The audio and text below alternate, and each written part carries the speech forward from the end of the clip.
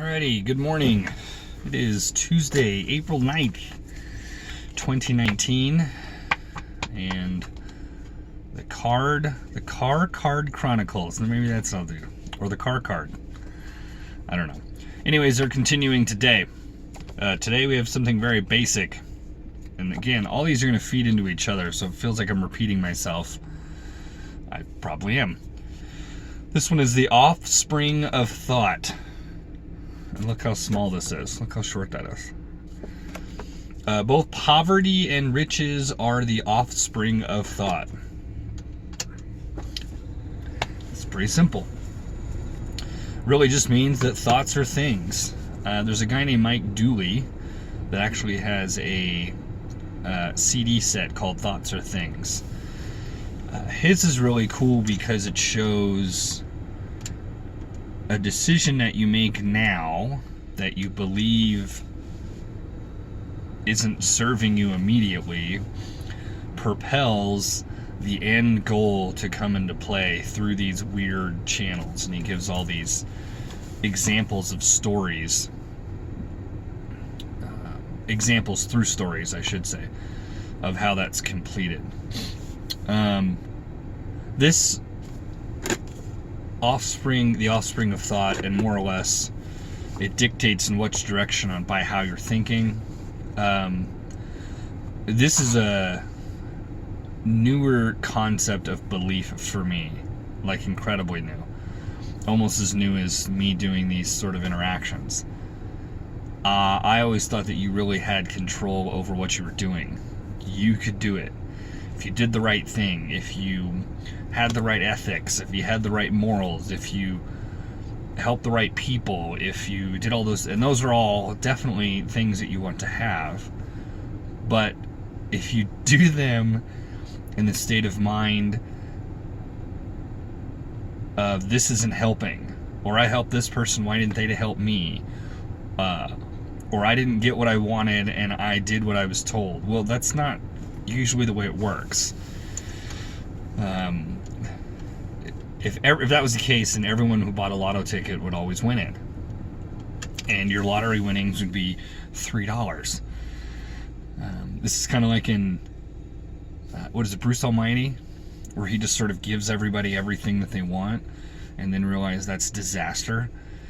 And it really is disaster because everybody doesn't want everything that they want. I know that sounds bizarre, but they may externally voice that. This is what I want. This is what I should have. This is what would make me happy. This is what I'm striving to do. But in their reality, they're too scared, or they don't know how to tackle it, or they sabotage it through, hey, look, I did this thing, and how come this wasn't the end result? But most people, actually everybody, who has grand success, however they measure that, worked to get it. We the public always see the success portion. You know, we don't see the pro athlete working in the off season, or how much they practice, or how much extra that they do. And what makes them great and separates them from the rest of the other pro athletes within their sport is how much harder they work. Two guys that I can remember, and I don't want to get it wrong, so I won't do the specifics, but Jerry Rice, arguably the best wide receiver of all time in the NFL, and one of the best players of all time, almost had a career-ending injury early in his career. But the team chose to keep him on, and he was a maniac in the off-season and his training and his rehab with that. And then he just did that always. He did that every training off-season. He would bring rookies in to train with him, and they were like, there's no way I'm going to hang with this guy. And he was, 8, 10, 12 years older than that. Michael Jordan did the same thing early in his NBA career, and there's some debate on if he's the best player or not. He almost had a career-ending injury as well. So these are two guys that are, again, arguably the greatest athletes in American pro sports, and they almost had something that cost them that. So the moral of this is, if you had something catastrophic in your career path that you felt handicapped or hindered you from accomplishing your ultimate goal, know that that is necessary. It has to happen. Doesn't mean it's the only test, but whatever the largest one, most difficult, has to happen to show you either you're going to continue with this and do the best you can and maximize and reach your goal and continue to set goals, or you're just going to turn to do something else. So know that those are going to happen. If it's good all the time, should be terrifying to you. You should be in proper preparation. And I went through this when I opened a business. I got a few contracts, and I was like, this is awesome. It's good money. It's not a ton of work. And then all of it was gone in an email. In a single day, I had thousands of dollars gone.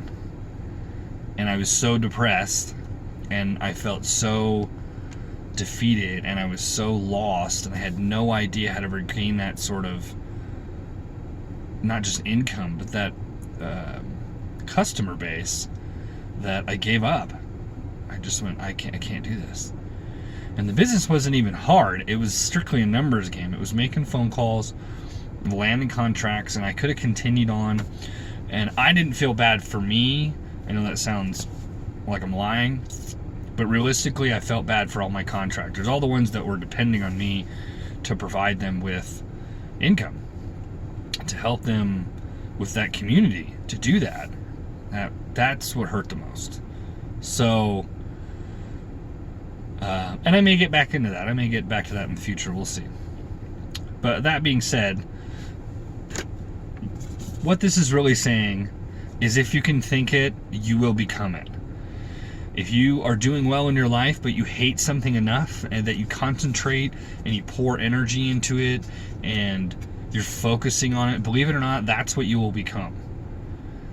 So be very careful on how you distribute, your mental currency.